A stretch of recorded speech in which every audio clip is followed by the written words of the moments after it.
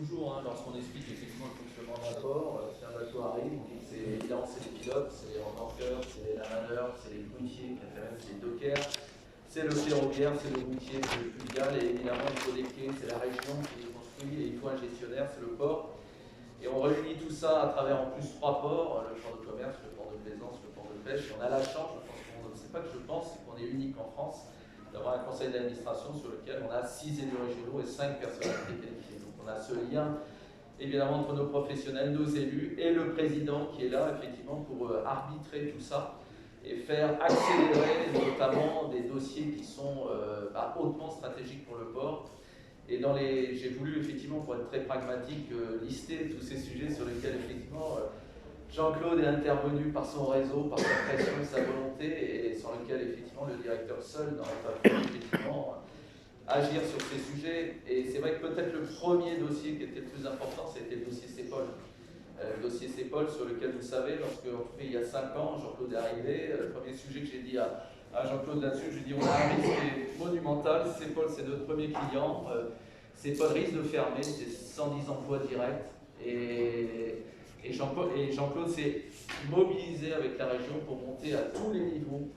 Et je pense que la plus grande réussite, c'est au bout de 5 ans d'entendre effectivement, on a eu le directeur général c'était il y a à peu près 6 mois, qui nous disait non seulement CEPOL va se maintenir, mais grâce à vous, grâce à vos interventions, grâce à la fiabilité, effectivement vous l'avez dit tout à l'heure Didier, sociale sur le port, vos investissements, etc. En tout cas, CEPOL va rester et CEPOL va se développer. Et ça, évidemment, à un moment donné, ce type de dossier, il faut absolument l'intervention au plus haut niveau pour pouvoir, en tout cas, convaincre des grands groupes comme ça, privés, de pouvoir effectivement maintenir leur activité. Il y a eu d'autres, évidemment, des sujets aussi importants sur le fluvial. Vous savez que sur le développement, notre volonté de l'intermodalité, en arrivant aussi là-dessus, le risque que les travaux du canal du Rhône à 7 ne se fassent pas, l'intervention au quotidien, effectivement, Pascal Pidet, Marie Chakarian, Didier Econo sur ces sujets, et Jean-Claude qui a pris la présidence de Medlink. La présidence, c'était le port de Marseille, donc c'était évidemment quelque chose d'extrêmement fort qui a porté centralisé, prenne la présidence de Medlink, qui regroupe tous les ports, effectivement, Rhône, Saône, fluviaux, et évidemment le port de Marseille, le port de Sète, et Toulon récemment, pour effectivement, en tout cas, faire valoir l'intérêt collectif, mais évidemment, de l'autre côté, cette nécessité de mettre au gabarit le canal du Rhône à 7, et Didier a annoncé l'autre jour, effectivement, Didier Codorniou, des informations vraiment très encourageantes sur lesquelles enfin des budgets sont débloqués, et on pense commencer à entrevoir cette mise au gabarit qui est absolument fondamentale, en tout cas pour le port de Sète, sur le fluvial, mais également, on pourrait citer le ferroviaire, mais ça c'est quelque chose de naturel, Jean-Claude Guessot sur le ferroviaire, mais on peut citer, moi si je devais résumer, évidemment sur le ferroviaire, c'est tous les développements qui sont en cours avec la livraison de la plateforme multimodale, mais c'est la décision effectivement du ministre Castex d'annoncer en tout cas 7 sur les autoroutes ferroviaires, 7 Calais.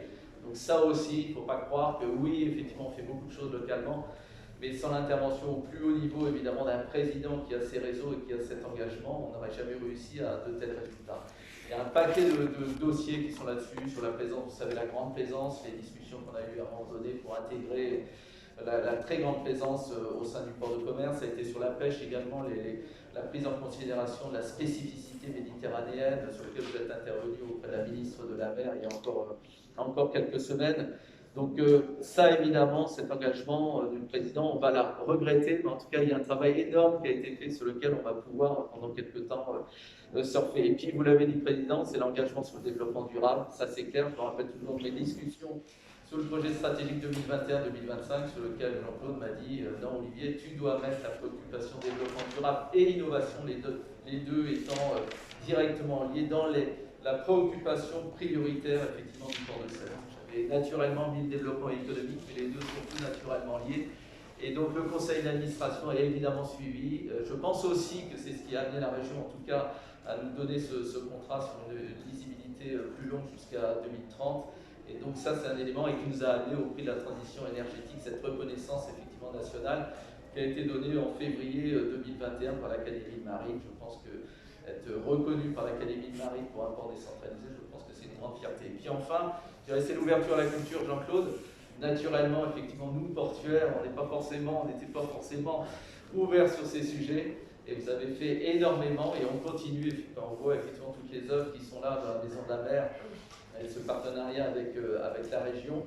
Et c'est évidemment l'année Brassin, c'est évidemment Mercross, la préparation des zones de Mercross qu'on prépare pour Escale à 7. C'est évidemment Escale à 7 qui était quelque chose qui se passait au milieu du port, mais sur lequel aujourd'hui on dit c'est avec le port qu'on doit le faire. Donc c'est toute cette innovation d'intégration de Vansky qui effectivement va au Siemens Club exposer dans les prochaines semaines tous ces partenariats, cette volonté sur lequel on est évidemment très heureux en tout cas de s'ouvrir. On doit le faire, les ports doivent travailler autrement dans cette prise en considération effectivement de notre entourage de la ville de Fonténian et la ville de Sète.